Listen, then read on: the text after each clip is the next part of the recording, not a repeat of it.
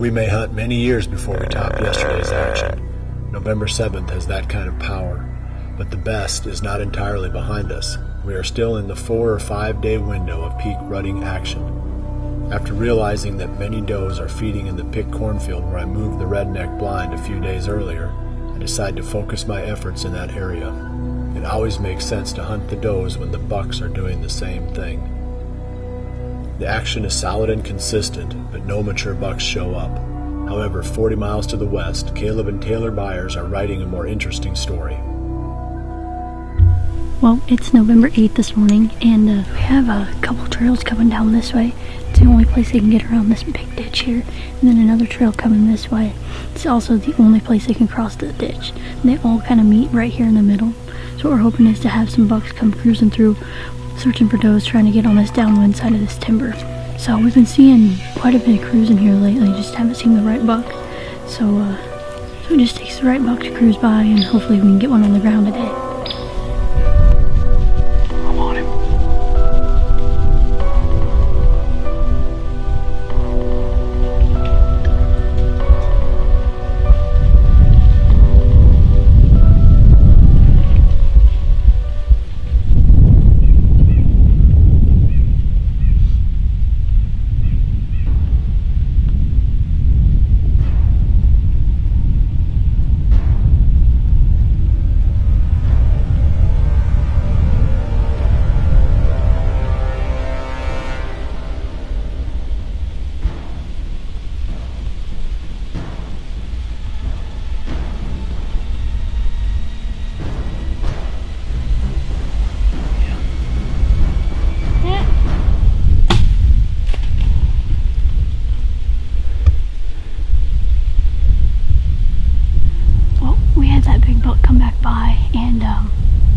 Unfortunately, he came by pretty quickly, so I wasn't able to get a range on him, so I just went off of what I was ranging earlier when we first got set up, and he was a couple steps farther back than what I thought he was. He was a lot farther than me.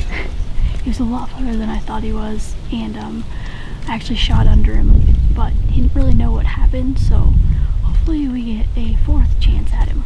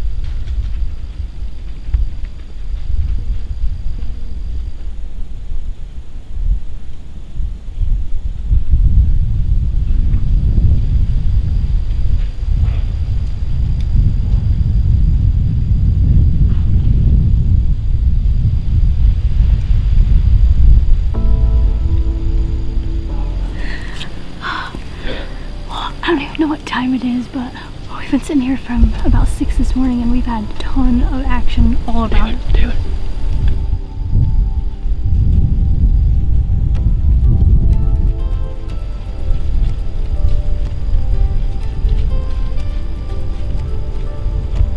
Well, if that doesn't say we're in a good spot, I don't know what does.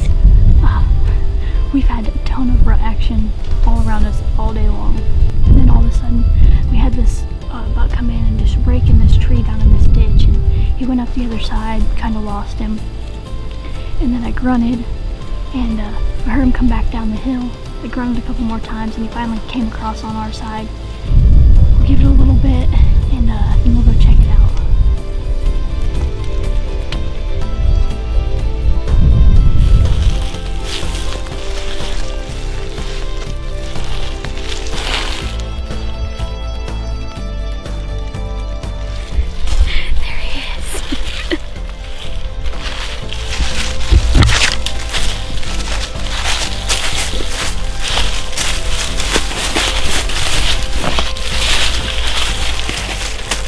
Holy cow, that is awesome. Well, this will definitely be a hunt that I'll never forget. We came in this morning and we'd been seeing a lot of action, just not the right deer. So we decided, let's stick it out, let's sit all day long. And we were surrounded by deer chasing, running all morning long. So it's kind of funny that all the deer that we saw today, we don't have one picture of any of them. So it just goes to show that you never know what's going to show up. I mean, it's the rut and anything can happen.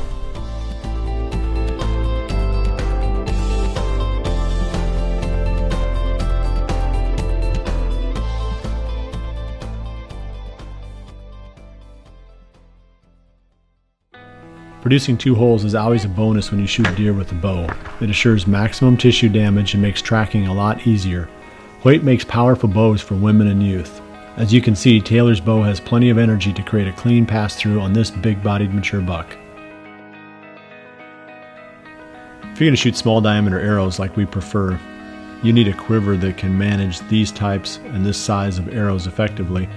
Fuse quivers do a great job of this. They've got a double action snap for the larger diameter and the smaller diameter arrows. This allows you to not only shoot the bow with the quiver attached and not have a lot of vibration, but the way I like to do it, I take the quiver off and hang it from the tree next to the stand, and Fuse is our choice for that. A lot of bow hunters now use string knocking loops, and that's where the rhino and the silver horn in the Scott line really excel. The hook on these releases is open and it's easy to snag the loop. You don't have to look down. You feel like you're totally in control even when things are moving fast during the moment of truth. Determined to shoot a giant he's been hunting for 2 years, Jared Mills is headed to a prime rut area to hang a fresh set when his careful walk is interrupted. Well, it's just after 2 o'clock here on November 8th, and Troy and I are just walking in. I could hear some commotion up on the ridge above us. I wasn't really sure if it was deer, squirrels, and all of a sudden 3 deer came crashing down. One of being the deer we came after, George Brett. It's the first time I've laid eyes on him all year, but I've been trying to go after him. I had a feeling he was living down this bottom, but it's good to know he was there. We brought two muddies in, brought sticks. We're going to try to get up in this tree real quick.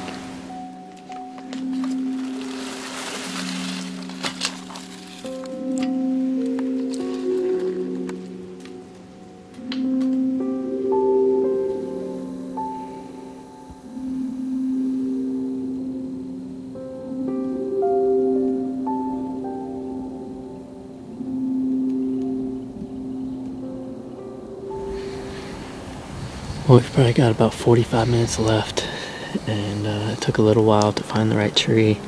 We actually got clear up one, and I could just tell the wind was going to swirl right there, so climbed back down, came across the creek, and found what is more or less an observation sit for tonight.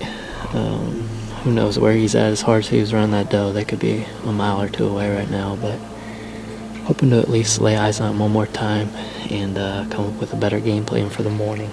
We'll see. Hopefully we can get one more little piece of the puzzle figured out tonight.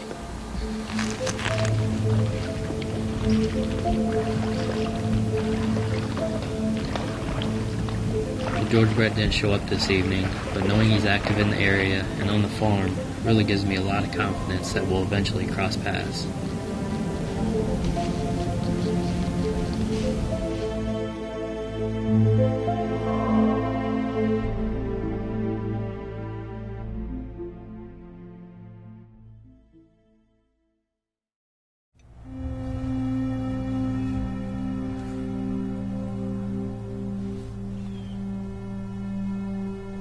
Jumping ahead to the morning of November 10th, I'm back in the same bedding area stand that I hunted 2 days previous.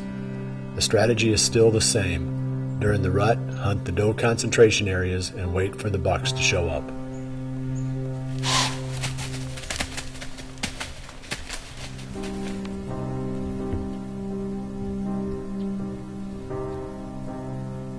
The one we walked in on.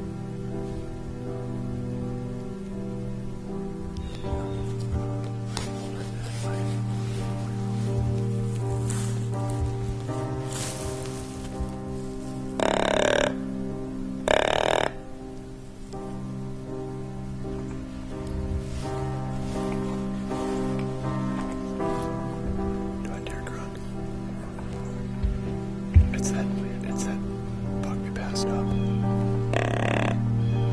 It's that 3-year-old we passed up the other day.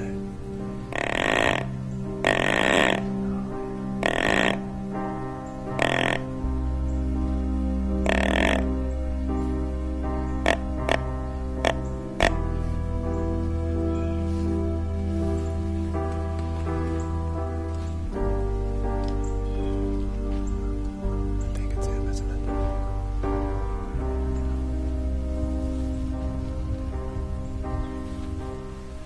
The buck that just went through was the same one that I passed up a few days ago, about maybe a little over a quarter of a mile, maybe a half a mile behind me here. And he's a really nice 3-year-old deer with a lot of potential. I mean, he's going to be a really good deer a couple of years from now. I think that when this doe below us spooked, it spooked because there was another deer coming toward us, and it heard it, and it couldn't see it. That doe must have been in heat, because that's the second buck now that's fallen under her trail and going straight away from us, and I couldn't turn either one of those deer with the grunt call. So she had to have been either in estrus or just coming in, because they were definitely dogging.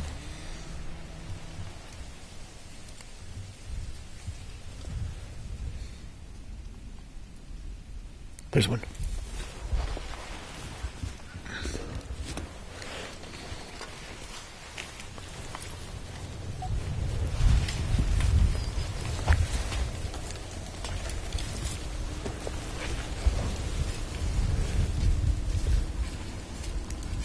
I'll shoot him.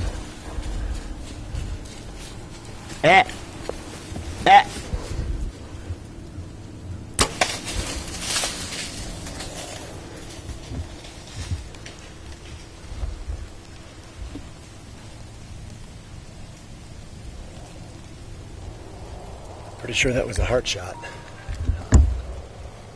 That deer came through here about 2 hours ago, following a doe trail, and another buck came through after that. This one must have come through, swung around, come in the same way again. Not a high-scoring deer, but he's a nice 4-year-old buck, and he didn't have a lot of genetic potential, and at this point in the season, I'm going to take whatever nice 4-year-old bucks will come along. So that was a pretty cool deal there. It can change in a flash. That's one thing we've said about the rut. We're not hunting a whole herd of deer. We're only hunting one buck. So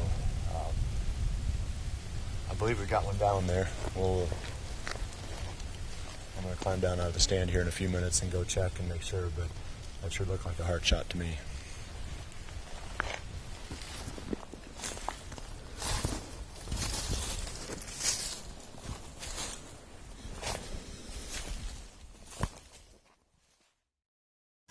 The quickest way to get from the ground to 20 feet up in a tree is to use climbing sticks. Jared and Troy had to place their stands twice that afternoon. Without their quick deploying muddy climbing sticks, there is no way they could have set up 4 stands in less than 90 minutes. Their afternoon hunt would have been a bust. Big and Beastie is the #1 selling blend at Frigid Forage. This is one that we've had a lot of success with here. It's a blend of brassicas that you plant in the summer, and it produces a lot of forage through the fall and winter. So throughout the entire hunting season, there's a lot of forage that you can get in one food plot. It's a great source of nutrition for our deer, lots of forage, and a great place to hunt over with maximum attraction throughout the entire hunting season. I started in the hunting industry as an outdoor rider way back in 1991, and since the start I've been using Realtree camouflage. And the main reason is when you're in a tree stand, you're on the front of the tree usually, and the deer can see you up there if you aren't well concealed. The Realtree patterns are open enough that they blend into a wide range of backgrounds, which allows me to stay hidden even when you've got wary deer within close range. Ground blinds can be really hard to hunt for a bow hunter because your selection of possible shooting windows can be limited. That's not the case with the redneck, and that's one of the main reasons that I really love these blinds. These vertical corner windows are perfect for bow hunting. You can take a long shot or a close shot without any worry about the arrow hitting the edge of the blind.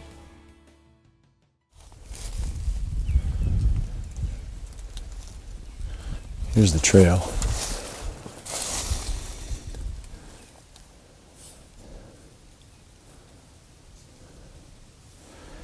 Hit some kind of bone.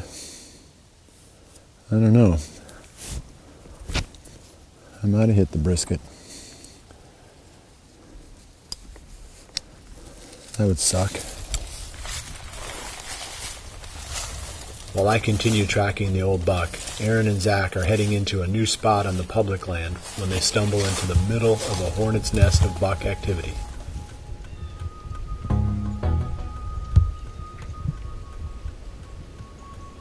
Him coming towards us? Is that him coming towards us? Okay, we just pulled up to the spot down here at the creek bottom, and we looked up while we were getting ready to the car. Here comes another buck, and there must be a hot doe in this bottom. But they're out here running around in this real tall grass. I think if we're quiet enough, we could probably put on a stalk. Got to try to make something happen. It's 10 o'clock in the morning.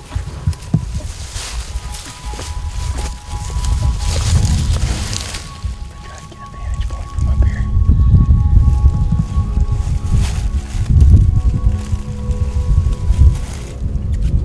It's really nice. I know, he's a big 8. I need to make a move for it. No. He's coming right at us, man. Well, we spent a few minutes glassing here and spotted another really big buck. Looked like a great big 8-pointer with some tall brow tines. I had no idea who that deer is, but he walked right down here below us through this waterway about 100 yards away, and about 10 minutes before he showed up, I watched a little spike buck do the same thing. So we're going to slide down this edge, probably crawl up there. There's a brush pile up there, and I'm going to try to get in, and Zach's going to film from back behind me. I think that doe's got to be down in that waterway somewhere, and these bucks are just cruising back and forth looking for her.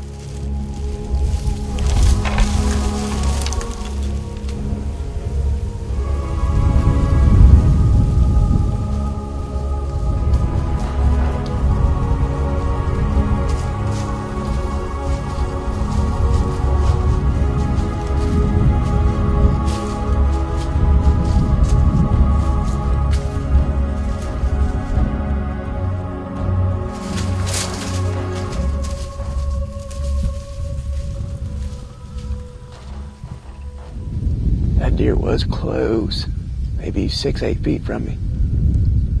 I'm sitting right on a deer trail, so I guess I was asking for that one, but it's the only way I can get a shooting lane out to the field. They ran a doe or something out here along the edge. I bet it's that doe that all these bucks have been chasing in this CRP bottom. But they couldn't find her. She apparently went out there and laid down. But if a big one does what that spike buck and that little forkhorn did, he's going to be in trouble.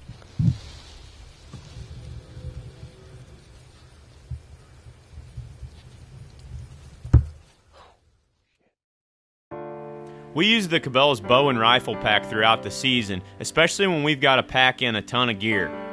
The pack's design allows us to attach bulky items like a camera arm, rattling antlers, extra bow, without leaving behind all of our regular gear. I'm not a deer biologist, but the ones who I have talked with have explained the importance of trace minerals in the diet of deer. So having a supplement like Trophy Rock, whether it's in the rock form or the new 465 ground mineral, is the perfect supplement to improve the health of the deer in the area where you hunt. It can be really tough to figure out which tree stand to hunt when you've got light and variable winds. You hate to go into your best spots because you don't know when the wind is going to swirl or switch and kick your scent in the wrong direction. One of the precautions that we use when we hunt on these types of conditions is the ozonics unit. It eliminates enough of our human odor that even if the wind does swirl, we don't feel like we're spooking any deer. My favorite feature of the Muddy tree stands is their adjustable self-leveling capabilities. You have the option to adjust the tilt of the seat and the platform to ensure you're going to be able to sit comfortably in even the most crooked trees. Back on the trail, the blood remains steady, but I'm now convinced the hit was behind the heart. The best hope now is to keep the buck bleeding so we can stay on him. If he beds, the wound is likely to seal up and it will be game over for me. I've seen it before. This type of hit can prove to be surprisingly non-lethal.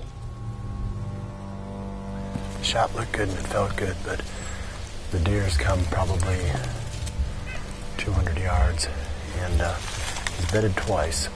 We're on steady blood. Not great, but steady. It must have been either right on the back edge of the heart, like low heart, or right behind it or something. I don't know. A lot of people would think it might be smart to pull out, but I think the best thing to do here is just keep wearing this deer down, keep him moving, keep him bleeding, and hopefully we can walk up on him here. Like I said, we've come 200 yards, and he's still bleeding pretty steady, so hopefully within another couple hundred yards we'll have him. That'd have been quite a sight if I'd have been sitting in the office and seen this deer go walking past. But we are 10 feet from the driveway. Big patch of blood right on the edge of the driveway.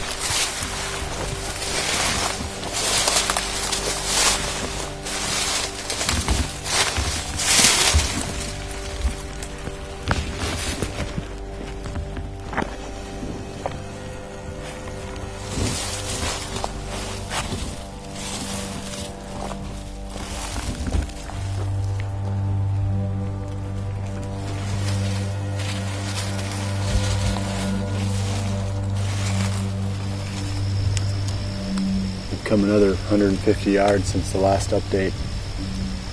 We jumped him, I'm sure, out of that second little bed. The first one had me nervous because there was lots of coagulated blood in the bed, and usually when that happens it means the deer stops bleeding. But we're lucky enough to get back on the blood, and it's pretty consistent again right here. So my hope is the next time he beds we're going to find him in that bed. I'd say since the hit we've come about 600 yards probably.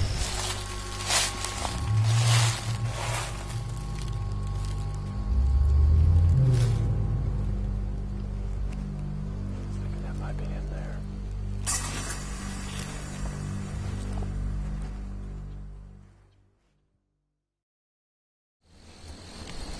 We've tracked that buck about probably at least a half a mile, and he went down into a creek, and I thought for sure that he would not be able to get back up out of that creek if he was hurt, but he did. He got back up out of there. We found the blood leading up out, and then we lost it as soon as we got back up on top, and we've been walking around for the last hour and a half over here trying to find some sign of blood on this side. So at this point, there's no reason to keep looking for him right now. I mean, if the deer's not dead, if he would have had trouble coming up out of that creek, then I'd have a little bit more optimism, but that was a pretty steep bank and he came right up out of there. So he's not feeling it too much. So the only thing we can figure is that the shot was behind the heart and maybe just clipped the bottom of one of the lungs, and that's all it got, because he had his leg back. I guess I didn't realize it at the time of the shot, but Greg played it back and looked at it, and you live and you learn. I thought I knew every single way that you could possibly screw up, but every once in a while I'd add a few more lessons to that book. So pretty disappointing. But we'll get back after it, and there's still quite a bit of rut left, and hopefully we can get another older deer to get in front of the bow. I'm feeling sick about my missed opportunity on the mature buck, but Aaron and Zach are filled with excitement as they hang their stands and settle in for what is left of the afternoon.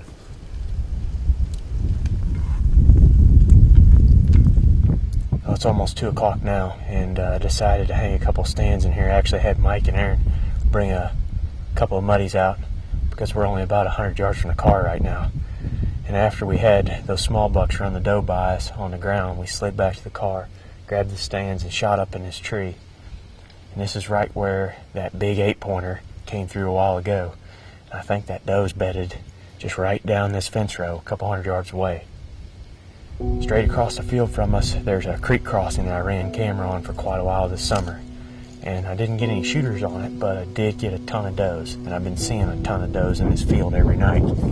So, I mean, we're in a good position, there's no doubt about it. There's a hot doe in this field, I'm quite sure of it. We've seen 7 or 8 bucks already today, and it's only 2 o'clock, but there's a bunch of them in here. There's at least 2 shooters we've seen today already.